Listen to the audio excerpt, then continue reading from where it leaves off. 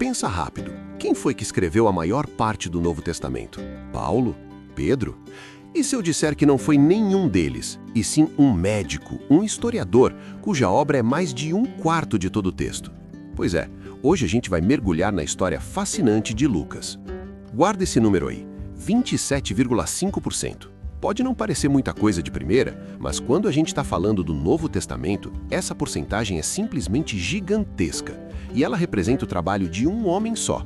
Só para a gente ter uma ideia, isso é mais do que qualquer outro autor no Novo Testamento, incluindo o apóstolo Paulo. É isso mesmo que você ouviu. Lucas, sozinho, escreveu mais do que a soma de todas as cartas de Paulo. Impressionante, né? Então, quem é esse gigante da literatura bíblica? Estamos falando de Lucas, e a história dele é tão detalhada e cuidadosa quanto os seus próprios escritos. Ok, mas quem era esse cara afinal? Bem, tudo indica que Lucas era um médico, um homem de alta cultura de Antioquia, que era um baita centro cultural na época. E olha que detalhe importante, ele não foi uma testemunha ocular, ele não conheceu Jesus pessoalmente. Ele foi, na verdade, um verdadeiro detetive da história, um investigador que acompanhou o apóstolo Paulo nas suas viagens. E é aqui que a coisa começa a ficar interessante de verdade.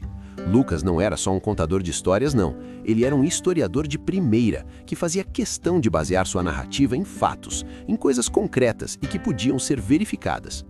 A precisão do Lucas é uma coisa de louco.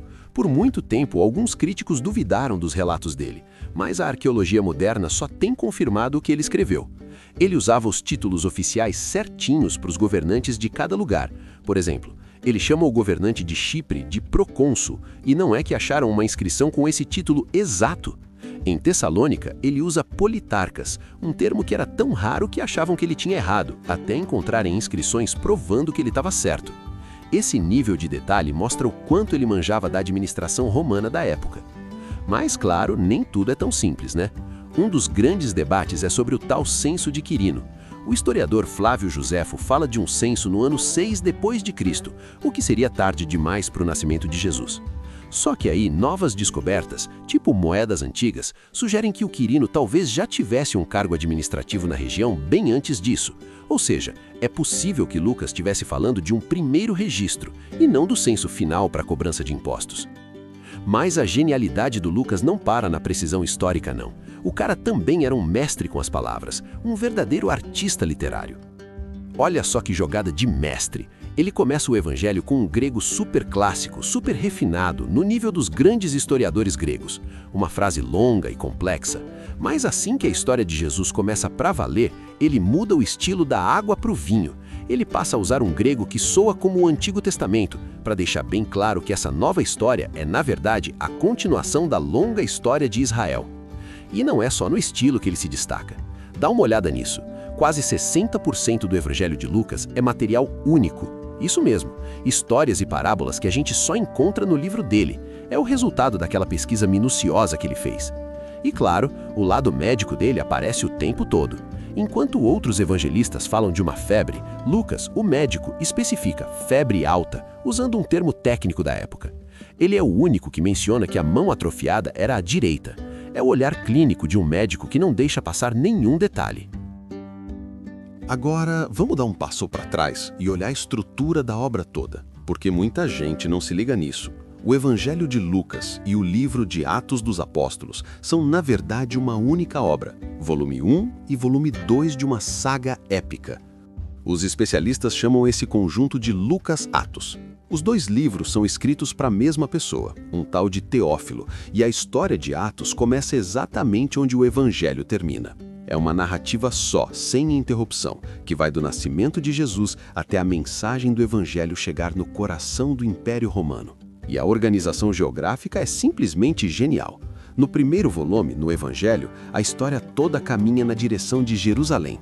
Já no segundo volume, em Atos, a jornada parte de Jerusalém para o resto do mundo. É como um espelho, uma estrutura super bem pensada para mostrar a expansão da mensagem. E Lucas também cria paralelos incríveis entre a vida de Jesus e a história da igreja que nasce depois.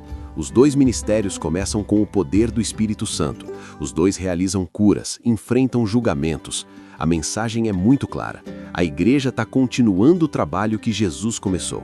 E tudo isso leva a gente para o coração da mensagem de Lucas, um evangelho que é para todo mundo, sem exceção. Uma mensagem que, para a época, era radicalmente inclusiva. Um dos temas mais fortes no Evangelho de Lucas é o que a gente pode chamar de a grande inversão. A ideia de que no reino de Deus a lógica do mundo vira de cabeça para baixo. Os últimos se tornam os primeiros, os humildes são exaltados e os poderosos são derrubados de seus tronos. E a gente vê isso na prática nos personagens que ele coloca em destaque. Os pobres, as mulheres que têm um papel central, os estrangeiros, os samaritanos, toda a galera que era meio que deixada de lado pela sociedade da época. É por isso que é no Evangelho de Lucas que a gente encontra a famosa parábola do bom samaritano, que basicamente redefine o que significa ser um próximo e nos ensina sobre a verdadeira compaixão. E claro, a parábola do filho pródigo, talvez uma das histórias mais emocionantes já contadas, que mostra a imagem de um pai que corre para abraçar o filho que estava perdido. Isso é o puro suco da mensagem de Lucas. Então, no final das contas, qual é o grande legado de Lucas? Por que a obra dele continua sendo tão importante até hoje? Ele mesmo nos dá a resposta logo no comecinho do livro. Ele escreveu para que as pessoas tivessem plena certeza das verdades. Ele queria que a fé não fosse baseada em boatos, mas sim numa história sólida, bem pesquisada e confiável.